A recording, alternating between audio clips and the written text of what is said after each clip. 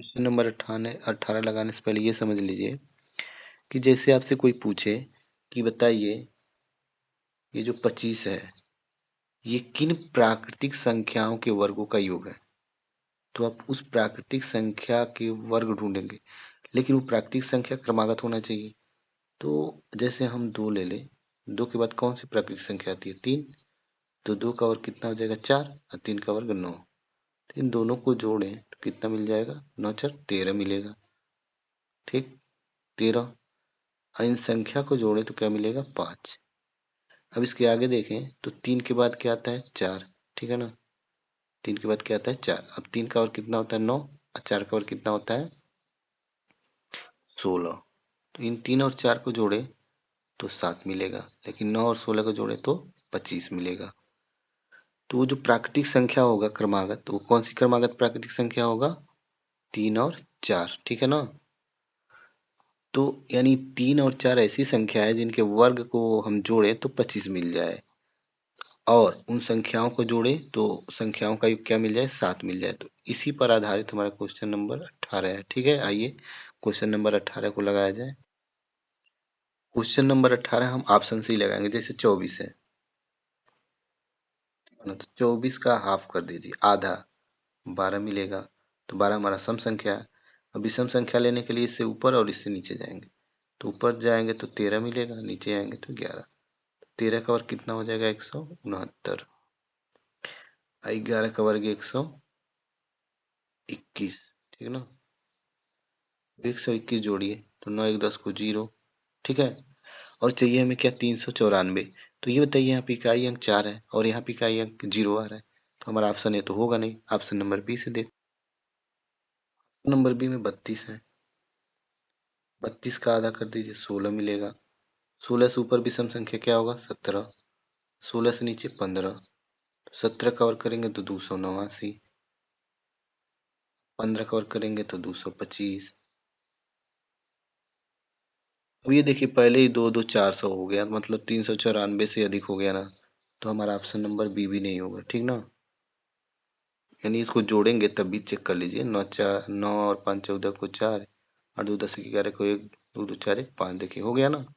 वो ऐसे ही भी दिख रहा था कि ये मतलब 394 से अधिक है, क्योंकि 2 2 400 तो ऐसे ही सीधे सीधे दिख रहा था। ठीक, तो आइए ऑप्शन नंबर सी को लगाया जाए। ऑप्शन नंबर सी का मतलब क्या है? 40। 40 का हाफ कितना हो जाएगा? 20। 20 से ऊपर विषम संख्या 21, नीचे 19। तो 21 का वर्ग करेंगे तो कितना मिलेगा? 441। देखिए 394 से पहले ही अधिक हो गया, तो 19 का वर्ग यहाँ पे लिखने की जरूरत ही नहीं है, क्योंकि 394 से कम होता तब लिख के इनको जोड़ते और 394 चेक करते। तो ऑप्शन डी को देखते हैं। ऑप्शन डी हमारा 28 है। 28 का आधा 14 हो जाएगा। 14 से ऊपर विषम 15, नीचे 13। तो 15 का वर्ग 225 और 13 का वर्ग 169। अब इनको जोड़ दीजिए तो 9 5 14 को 4, 6 2 8 1 9, 2 1 3। देखिए 394 मिल गया ना, यानी वो हमारी क्रमागत प्राकृतिक संख्या कौन सा होगा? 13 और 15। ठीक है ना, और 13 15 का योग क्या है? 28। ठीक है ना, 13 15 का योग क्या है? 28, क्योंकि हम ऑप्शन से लगाए हैं, तो हमारा ऑप्शन क्या होगा? डी। ठीक ना, हम ऑप्शन जो 28 था इससे हम विषम प्राकृतिक संख्या ज्ञात किए हैं, क्रमागत 15 13 मिल गया है, तो इनका वर्ग करके जोड़े हैं जिससे 394 मिल गया। इसलिए हमारा संख्या का योग क्या होगा? 28, क्योंकि 13 और 15 जोड़ेंगे, 13 15 को जोड़ने पर क्या मिलेगा? 28। आइए क्वेश्चन नंबर 19 लगाया जाए। 19 में ये हो रहा है कि इसमें भी प्राकृतिक संख्या दिया है, लेकिन इसके घनों के योग पूछ रहा है। तो इसके पहले वर्गों का योग भी निकाले हम लोग, तो घनों के योग में भी वैसे ही करेंगे जैसे वर्गों का योग निकाले थे। ठीक है ना, तो लास्ट वाले नंबर को ले लिए 10 को। ठीक,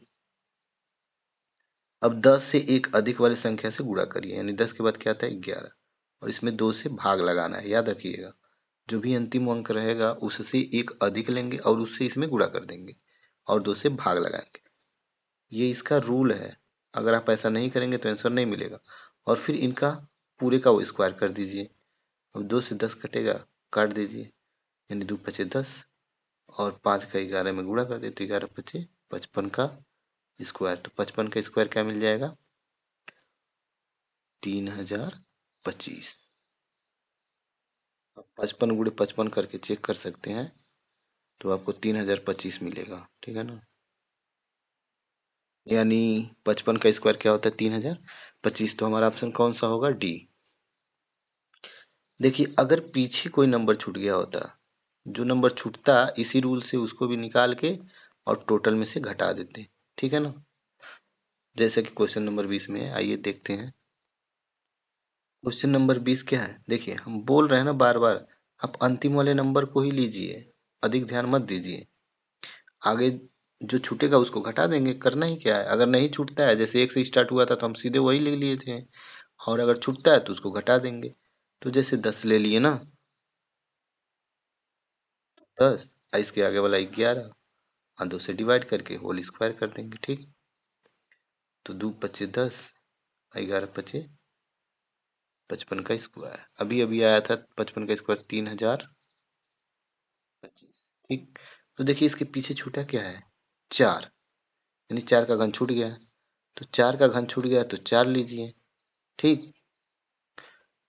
जो जो छूटेगा उसके पीछे जो भी नंबर छूटेगा उसके घन को लेंगे, यानी वही संख्या लेंगे और फिर उससे एक बढ़ाएंगे और 2 से डिवाइड कर देंगे। तो 2 से करेंगे तो 2 दूना 4 और 2 पचे 10, यानी मिलेगा 10 का स्क्वायर, क्योंकि रूल तो दोनों के लिए सेम रहेगा। 10 का वर्ग कितना? 100 हो जाएगा।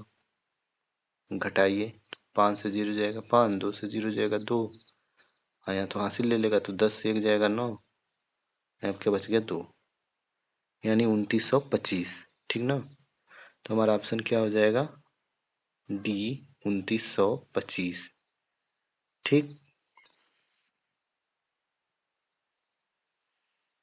कुछ थोड़ा सा आपको और समझाना चाहते हैं, क्वेश्चन तो सभी लगा चुके हैं। आप देखिए, कभी भी अगर प्राकृतिक संख्याओं के वर्गों का योग पूछता है, तो मान लीजिए जैसे मैं कह दूं 1 का स्क्वायर धन 2 का स्क्वायर धन 3 का स्क्वायर धन dot dot dot dot dot dot dot, मान लीजिए 50 तक, ठीक है। तो वर्गों का योग पूछते हैं, तो आप करिए ये, वर्गों का योग पूछे या घनों का योग पूछे, बस थोड़ा सा डिफरेंस है इनके रूल में योग निकालने का। तो आपको करना ये है कि आप अंतिम वाले नंबर को ले लीजिए। वर्ग वाले में रूल ये था कि इसमें भी अंतिम वाले को ही ले रहे थे, यानी अंतिम वाले को लेके एक बढ़ा के गुणा कर रहे थे, ठीक। अब फिर इसी का 2 गुना करके एक जोड़ के गुणा कर रहे थे, यानी 50 दूना 100 और 101, और इसमें 6 से डिवाइड कर रहे थे, ठीक ना। इसमें क्या कर रहे थे हम लोग? 6 से डिवाइड कर रहे थे। तो इसको सॉल्व करने के बाद जो आ रहा था हमारा, वो हमारा आंसर हो जा रहा था, ठीक। और अगर यही चीज मान लीजिए बीच से स्टार्ट होता था, जैसे अगर मान लीजिए 1 से स्टार्ट हो गया, तब तो हमारा आंसर सीधे जो आएगा वही हो जाएगा। लेकिन अगर कहीं बीच से स्टार्ट होता है, तब क्या करते थे हम लोग? इसको इसको क्या करते थे हम? घटा देते थे पीछे वाले को। जैसे मैं ये कह दूं, जैसे मान लीजिए 15 से स्टार्ट हो गया, 15 का स्क्वायर 16 का स्क्वायर धन डॉट डॉट डॉट धन 50 का स्क्वायर, ठीक है ना। तब भी हम क्या करते थे? 50 वाले को ही लेंगे, ठीक है ना। तो इस 50 को लेने का मतलब 50 अगुड़े 51, अगुड़े 50 दूना 100 और एक जोड़ेंगे तो 101 बटे 6। इसमें भी पीछे वाले नंबर जो छूटता था उसके को क्या करते थे? हम घटा देते थे। जैसे मान लीजिए यहाँ पे इसके पीछे क्या छूटा है? 14, तो -14 गुणे 15 गुणे 14 दूना 28 एक 29 बटा 6। फिर इनको सॉल्व कर देंगे, ठीक है। इसका सोल्यूशन करने के बाद इसके सोल्यूशन को इसमें से घटा देंगे, तो हमारा आंसर आ जाएगा। ऐसे ही क्यू वाले में भी हम लोग लगाए थे, ठीक है ना। यानी ये जैसे स्टार्ट हो रहा है 1 से, तो सीधे लास्ट वाले को ले लिए और इसमें एक बढ़ा के 2 से डिवाइड करके इनका होल स्क्वायर करके सॉल्व कर रहे थे, जो आ रहा था आंसर हो जा रहा था।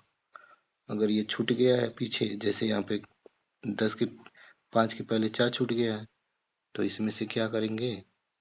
-4 × 5 का होल स्क्वायर करके पूरे में से क्या करेंगे, इसको घटा देंगे, जो आएगा वो आंसर हो जाएगा, जैसा कि हम लगा चुके हैं। ठीक।